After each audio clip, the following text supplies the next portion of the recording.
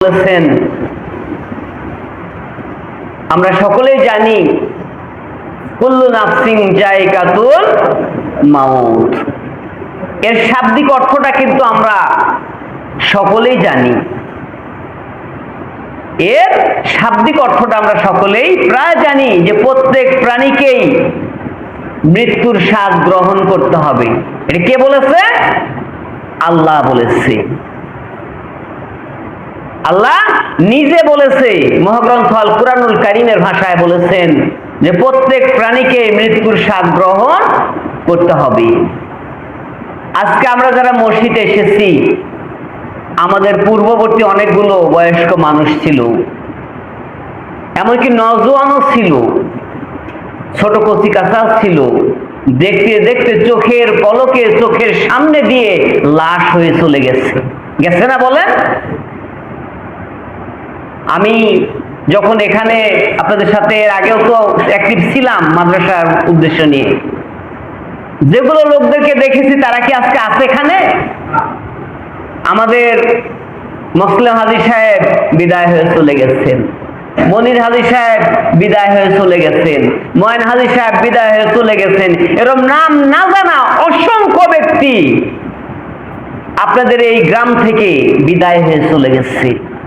শুধু এই গ্রাম নয়, সারা পৃথিবী থেকে অসংখ্য ব্যক্তি ক্রমশ পর্যায়ক্রমে বিদায় হয়ে চলে গেছে।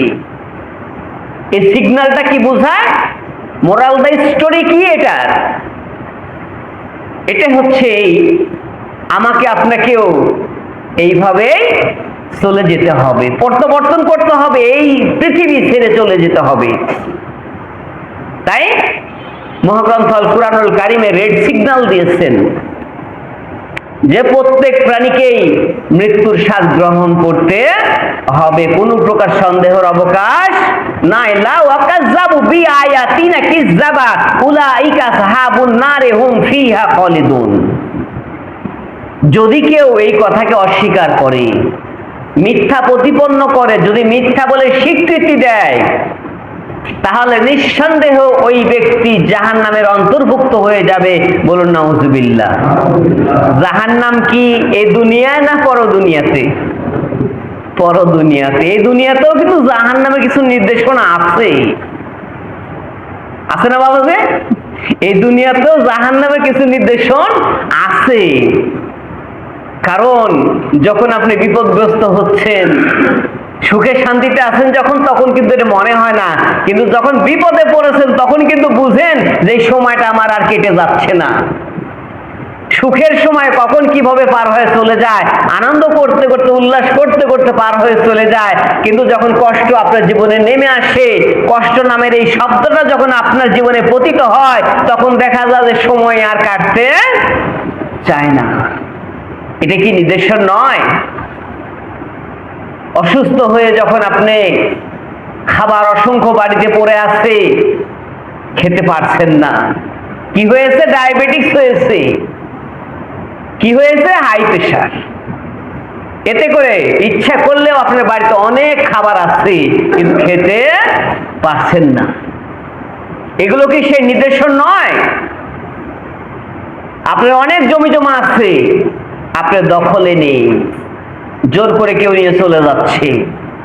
এগুলো থেকে কি আমাদের বোধগম্য হয় না? এগুলো থেকে কি আমাদের সামান্যতম বুঝ আসে না? সম্মানিত উপস্থিতি, মহাগ্রন্থ আল কুরআনুল কারীমের এই কথা চিরসত্য, এর মধ্যে কোনো প্রকার সন্দেহের অবকাশ নাই। লা ওয়াকাযাব, কেউ মিথ্যা বলো না, বিআয়াতিনা, আমার এই আয়াত সমূহকে। কোন আয়াত?